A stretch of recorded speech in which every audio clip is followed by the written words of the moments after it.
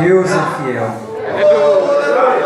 A palavra que o Senhor me revelou para que trouxesse essa noite se encontra no livro de Mateus, no seu capítulo de número 18, versículo 11.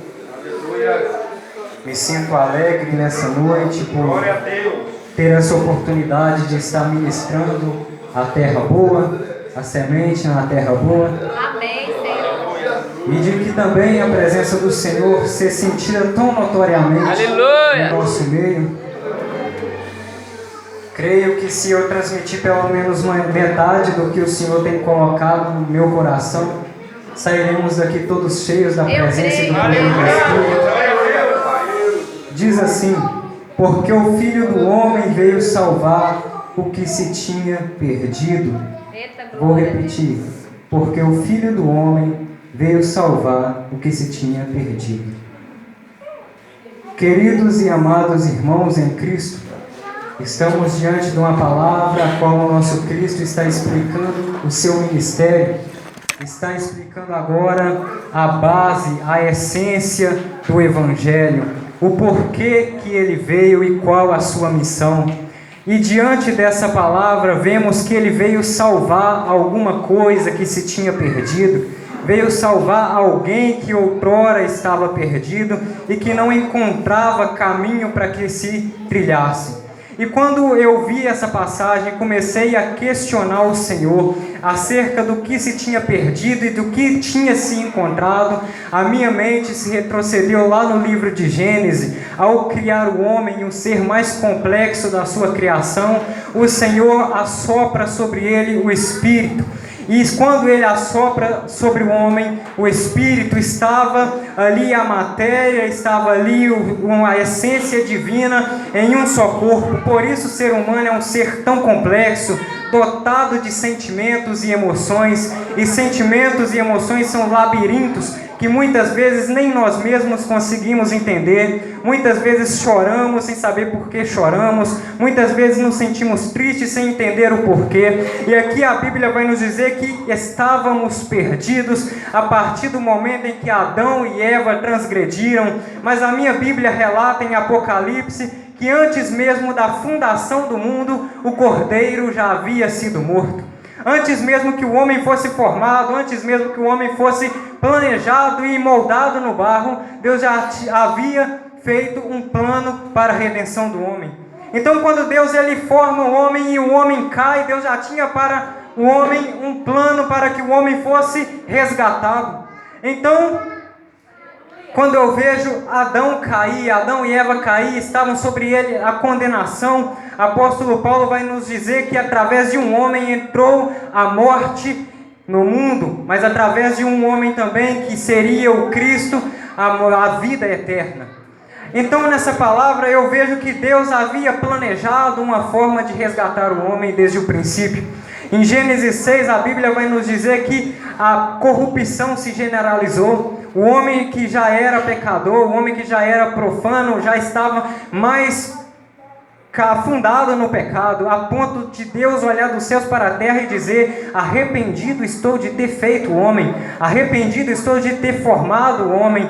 Então, ao mesmo tempo que Deus diz isso, ele vai enxergar Noé e Noé vai achar graça aos olhos do Senhor. Então, como diz o ditado, filho de peixinho, peixinho é. A Bíblia vai nos dizer que Deus olha para Noé e diz: Noé, entra você e sua casa na arca, porque eu vou varrer a terra, eu vou tirar tudo que é impuro da terra, eu vou tirar tudo que é imundo da terra, e vai sobrar você e sua família. Por quê? Porque pensava Deus que da descendência de um homem justo viria homens justos, viria justiça da descendência de quem fez justiça e achou graça aos olhos do Senhor. Porém, tempos se passaram, Deus, depois que a água enxugou, Noé vai se embriagar de vinho e vai entrar dentro da sua tenda.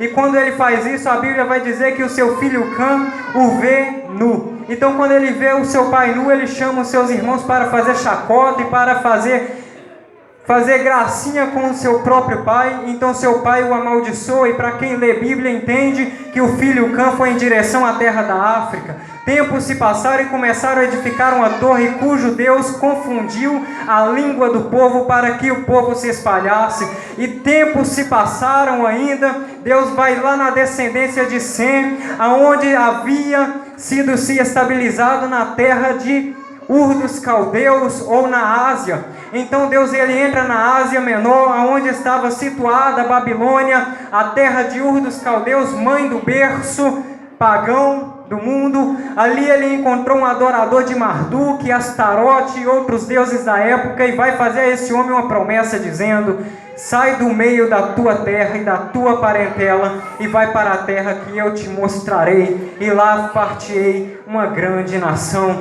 Quando Deus diz isso para esse homem não sei que forma que ele viu Deus, não sei como ele viu Deus naquele momento, mas que ele sai de onde ele estava e vai para onde Deus havia mandado ele ir. Ele vai sem questionar, sem perguntar o porquê, mas esse Deus a qual agora ele estava seguindo vai intitulá-lo de Pai da Fé.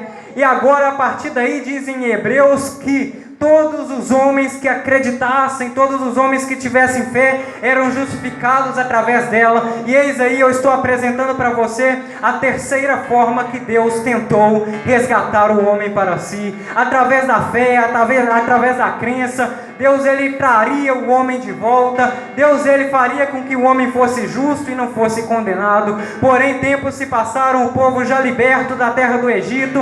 A Bíblia vai nos dizer que o povo no deserto vai dizer: Moisés, você tirou a gente daqui para a gente morrer nesse deserto. Agora o povo que devia crer para ser justo, o povo estava duvidando do seu Deus, mas Deus estava nos céus olhando. O profeta de Isaías vai descrever que Deus ele dizia: ainda antes que houvesse dia eu era, não há quem possa livrar alguém das minhas mãos, operando eu, quem impedirá?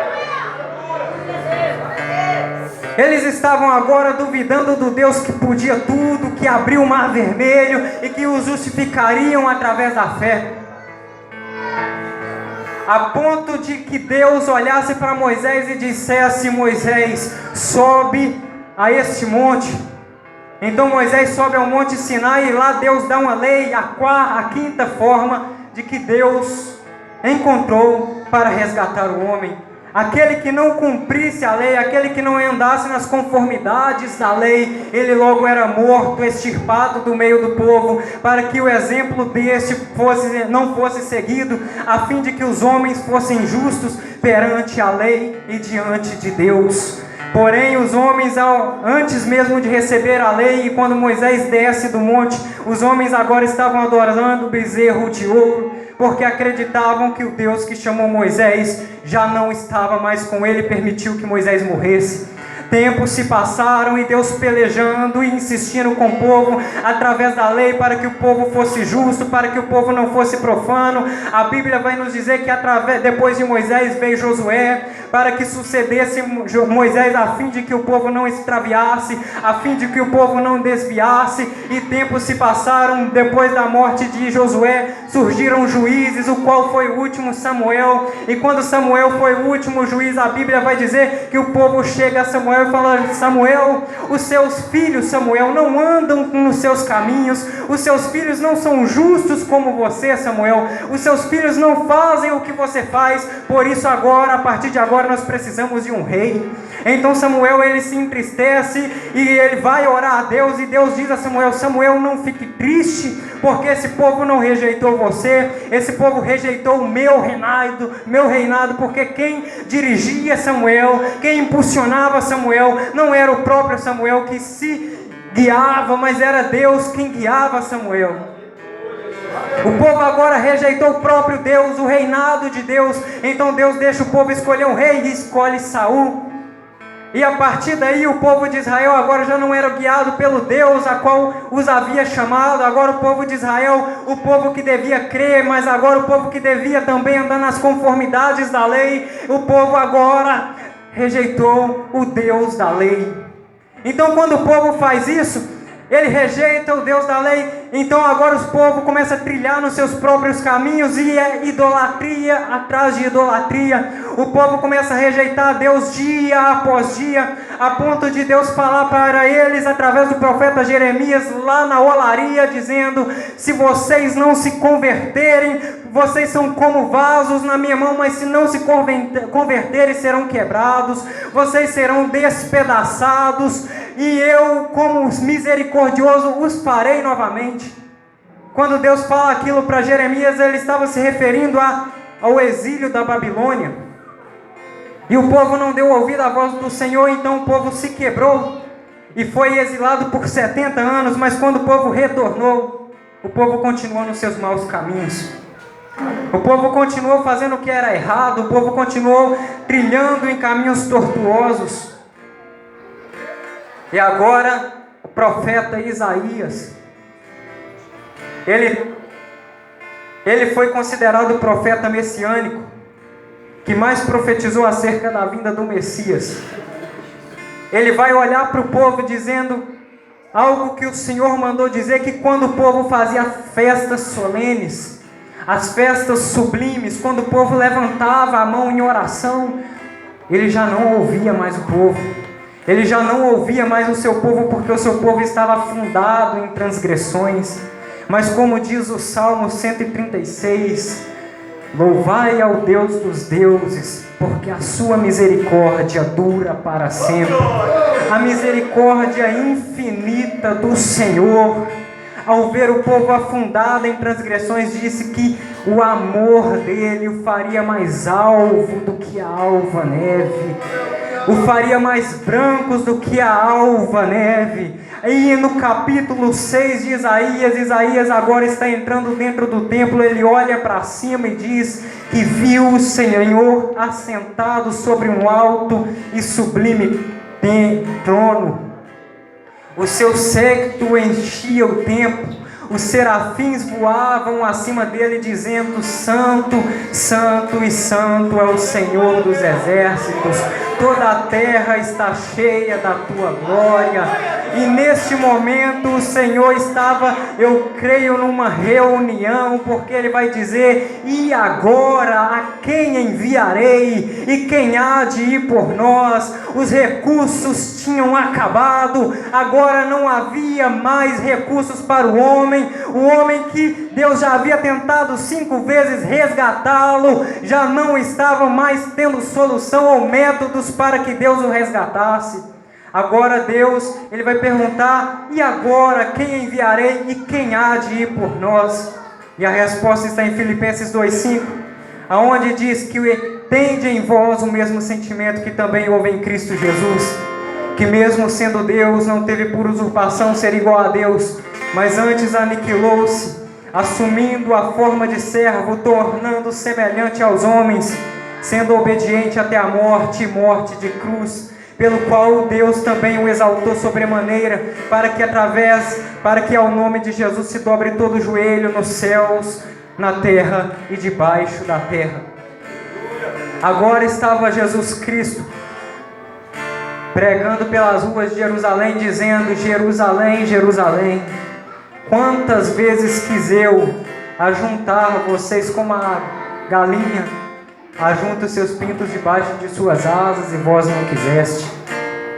Quantos métodos o Senhor usou, quantas formas o Senhor usou para resgatar o homem.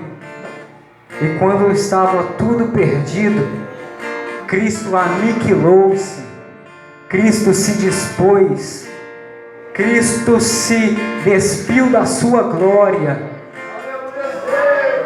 E eu quero acreditar que quando estava tudo perdido, Ele não viu só os nossos antepassados, Ele não viu só os que foram antes de nós, Ele também nos viu. E quando Ele nos viu, Ele não nos viu aqui dentro dessa igreja adorando ao Senhor. Eu quero acreditar que Ele nos viu nos piores momentos de nossas vidas. Ele nos viu quando estávamos de cabeça baixa, procurávamos, quem sabe, emprego pelas ruas de Mantena e não encontrávamos. Quando dizíamos: Senhor, Para onde eu irei agora? Não tem mais recurso, eu estou perdido. Aquelas vezes que você perdeu noites de sono, aquelas vezes que você, quem sabe, até dormiu noites inteiras, mas acordou cansado no outro dia porque estava preocupado e ansioso demais e não encontrava paz para a sua alma. Cristo, Ele te viu exatamente naquele dia, no pior dia da sua existência, no pior dia da sua vida. Ele não te viu você glorificando a Deus, porque se você estivesse glorificando a Deus, você não precisaria dele, mas hoje você glorifica por gratidão, porque você sabe do buraco que Ele te tirou, porque você sabe que você agora é redimido por Ele.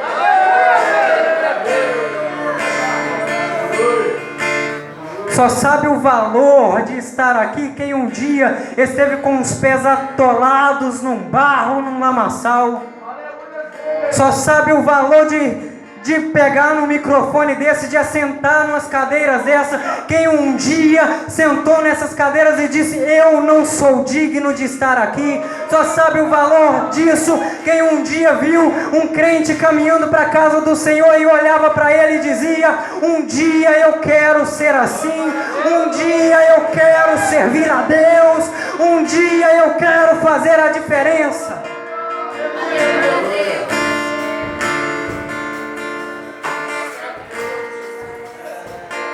Eu só soube o valor de estar aqui quando o Senhor me mostrou de fato de onde Ele me tirou. E para que isso acontecesse, foi doloroso, foi difícil, foi necessário eu entender que eu estava perdido. Foi necessário eu entender que não havia mais solução para mim. Porque se você está aqui nessa noite, acredite, eu não sei a situação, mas acredite que foi a presença de Deus quem te trouxe. Você não é obra do acaso, você não está vivo por acaso, você não existe por acaso, você não existe porque os métodos que o seu pai e sua mãe utilizou não deram certo. Você está vivo porque Deus olhou dos céus e conseguia te ver com um projeto lindo, como uma ferramenta preciosa nas mãos dele, como alguém que o adversário fosse olhar e dissesse: desse aí eu não posso, com esse aí eu não posso fazer nada, porque esse é alguém que o Senhor tem cuidado, é alguém que o Senhor tem levantado nessa terra.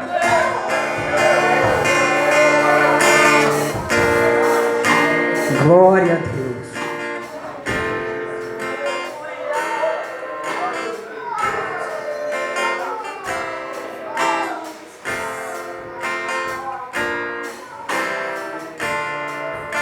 Quando eu me converti a Cristo, eu tinha 13 anos de idade. Eu não conhecia a igreja, eu não ouvia falar da Bíblia. Meus pais não me contavam da Bíblia, era uma família totalmente ímpia. Eu nunca peguei uma Bíblia para ler até os meus 13 anos de idade.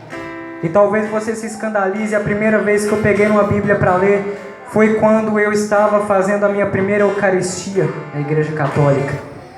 E foi aí que eu me apaixonei por Jesus. E quis entender mais dele, quis me aproximar dele.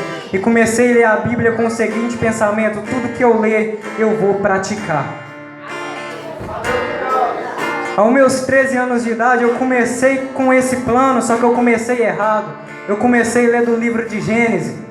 Chegou no livro de Levítico, eu virei adventista.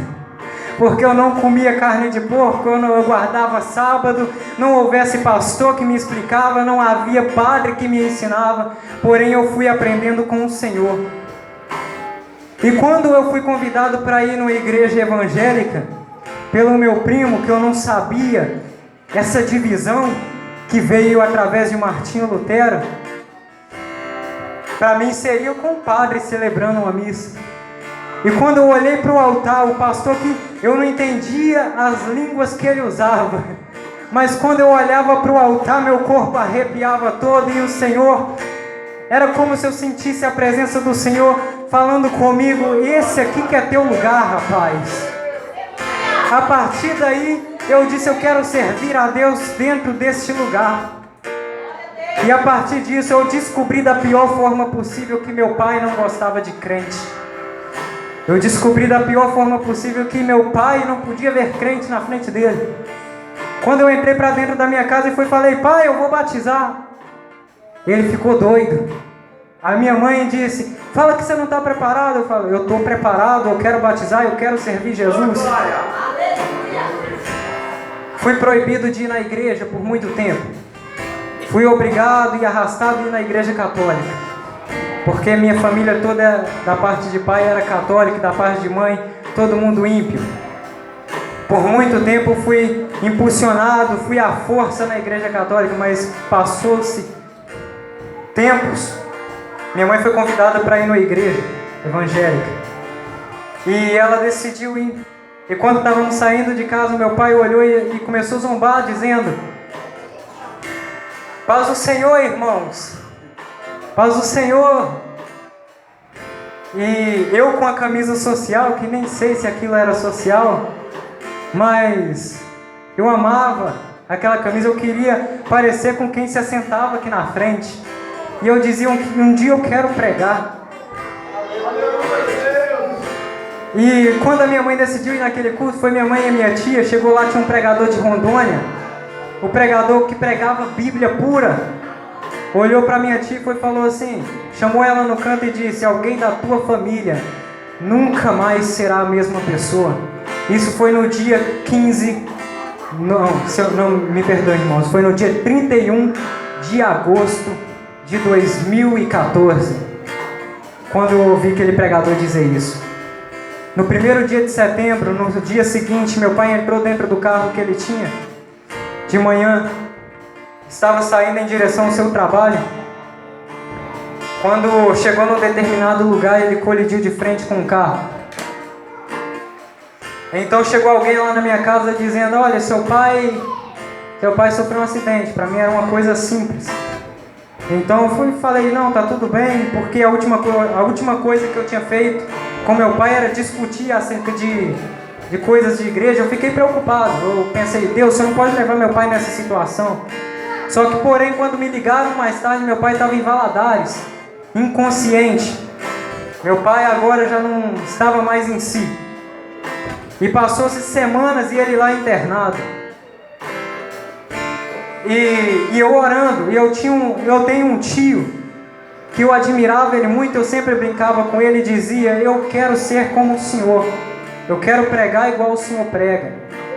E nesse dia, quando meu pai sofreu um acidente, eu chorando muito, eu comecei a observá-lo, ele sentado no sofá, e naquele dia ele não falou nada. E em silêncio ele foi para o quarto dele e eu fui atrás. E quando eu cheguei lá, ele estava ajoelhado e orando. E foi aí que eu aprendi também que em momentos assim eu deveria orar. Martinho Lutero disse isso, muitas vezes eu fui levado à oração pela irresistível convicção de que era o único lugar que eu poderia ir. Aquele era o único lugar que eu podia ir naquele momento e eu fiz isso. E quando meu pai teve alta e chegou em casa, eu entrei no quarto que ele estava, muito alegre, muito grato a Deus por meu pai estar de volta. Mas quando ele olhou para mim, ele olhou para minha mãe também e falou assim, quem é esse aí? Aí minha mãe falou assim, esse é o Lucas, teu filho. Eu falou assim, esse aí eu não conheço. Eu não sei quem é ele. Naquele momento, eu me desesperei. Eu pensei, se meu pai nunca mais voltar a ser quem ele é. Eu pensei, Deus, o que eu fui pedir para o Senhor? Pedir a Deus para tratar com meu pai, mas não dessa forma que tirasse a consciência dele. Mas eu sou grato a Deus que passou-se dias. Meu pai foi tornando a consciência. E eu lembro dele com um relógio no braço esquerdo, num dia de domingo, olhando para mim e falando assim, você não vai arrumar não? A gente vai se atrasar para o culto. Você não vai arrumar não? A gente vai se atrasar para o culto. No dia 15 de outubro de 2015 estava eu, minha mãe, meu pai no mesmo dia descendo as águas do batismo para poder dar um tapa na cara do diabo e dizer: você perdeu mais uma, porque o que estava perdido foi achado, o que estava perdido Jesus encontrou, o que estava perdido foi resgatado. Rabando que mende calavanaraia.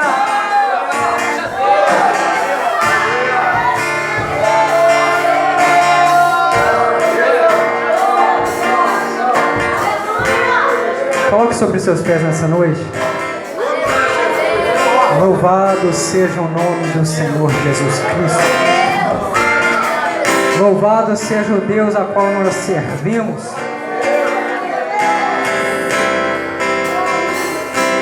Há uns dias atrás, antes de entrar em comunhão, eu sempre busquei muito a Deus, eu sempre busquei muito de Deus, mas houve um tempo que o meu mundo desabou. Quando isso aconteceu, eu me senti perdido, mas quando eu fui convidado para vir aqui num culto, eu me assentei numa dessas cadeiras e comecei a indagar o Senhor, dizendo: Senhor, há quanto tempo eu não ouço o Senhor falar comigo? Há quanto tempo eu não ouço a Tua voz? Eu preciso ouvir o Senhor novamente. Eu sei que não tem mais jeito para mim, mas eu preciso ouvir o Senhor falar. Foi aí que eu abri a minha Bíblia, aleatoriamente, porque dizia eu não sei por que estou aqui. Então, quando eu abri a minha Bíblia aleatoriamente, estava aqui a resposta: porque o Filho do Homem veio salvar o que se tinha perdido. Você não encontra solução para a tua vida, mas o Filho do Homem veio para salvar você mesmo. Você não sabe por que você está aqui, mas Deus sabe e manda te dizer o seguinte: ainda antes que houvesse dia eu era. Não há ninguém que possa livrar alguém das minhas mãos, operando eu, quem me impedirá? Você é um projeto de Deus, você é uma ferramenta linda que Deus preparou, que Deus escolheu. Por isso, nessa noite, adore ao nome do Senhor. Quem mandará?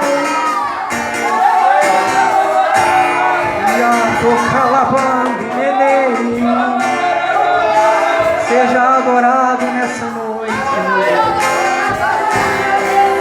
Glória ao teu santo nome. Senhor, eis aí a tua igreja, Pai. O que o Senhor colocou ao meu coração, eu fui fiel.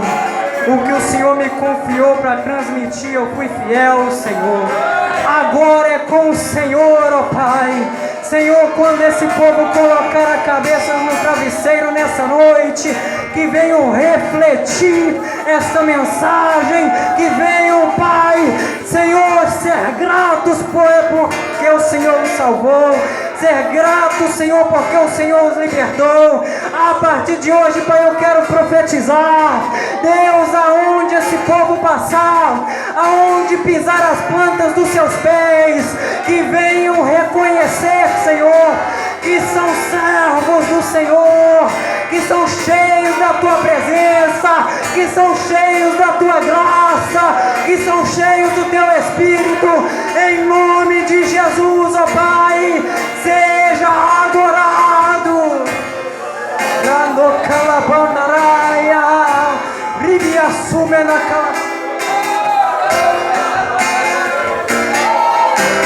glória ao Senhor.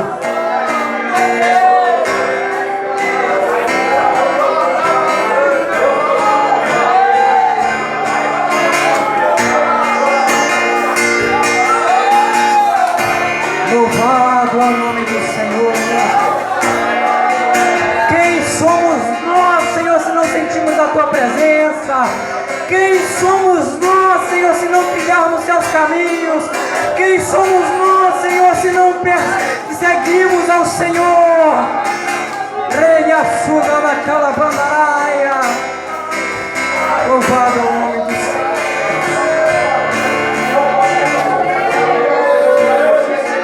Santo, santo, santo é o Senhor dos exércitos. Deus é maravilhoso. E quando Jesus veio para buscar, salvar o que estava perdido, Ele me encontrou também neste mundo e hoje eu me considero salvo por Cristo Jesus. E você que se encontra aí, foi Jesus quem te achou, Jesus que te salvou. É Jesus quem transforma, é Ele que liberta, é Ele que dá esse desejo para estar aqui, junto um com o outro, adorando e bendizendo ao nome do Deus, aquele que vive eternamente. A Ele toda honra e toda glória pertence ao Senhor dos Exércitos. Louvado seja o nome do Senhor. Deus continue abençoando o nosso irmão Lucas. Deus continue abençoando a todos os jovens, esse grupo de jovens, grupo Atalaias de Cristo, que tem sido uma bênção nesta cidade, neste bairro, tem sido maravilhoso. Sempre Deus tem feito presente em nosso meio, e nós louvamos a Deus por escolher este lugar, este coração que você tem para habitar o Espírito Santo nele. Deus nos abençoe juntamente no nome santo de Jesus Cristo. Amém? Louvado seja Deus. Tá gostoso aqui, tá bom, né? Que o Espírito Santo do Senhor está em nosso meio, O Espírito de Deus está neste lugar.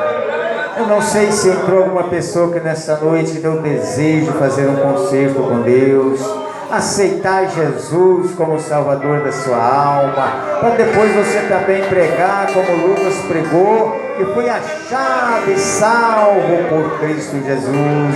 Ou você está desviado dos caminhos do Senhor e queira voltar para Jesus, este é o momento mais rico, mais milionário, mais lindo da sua e da nossa vida, quando alguém volta a Jesus. Se tiver, você pode nos procurar, pode vir aqui à frente, nós estaremos orando por você. Amém? Queremos deixar os nossos anúncios, agradecendo ao nosso irmão Lucas, que trouxe a palavra do Senhor. Deus te abençoe. Amém? Continue firme, forte, porque tu és jovem e forte. João escreveu que vós sois forte e já venceste o maligno. Com certeza, por isso está aí pregando a palavra do Senhor. Amém? Queremos dizer que já avisamos que a Rosa não está aqui, mas ela disse que terça-feira ela vem, né? E que o seu coração esteja aí para adorar o Senhor, para orar a Deus. Dizer que dia 31 tem um culto marcado na casa do irmão Elton. E convida vocês para estar ali, convida toda a igreja para estar ali. Ali fazer uma forcinha de ir lá para louvar, adorar o nome do Senhor. É um culto de gratidão por bênçãos que o Senhor tem dado sobre a vida dela. E hoje também é aniversário do nosso irmão Vino, depois nós vamos convidar ele aqui para estarmos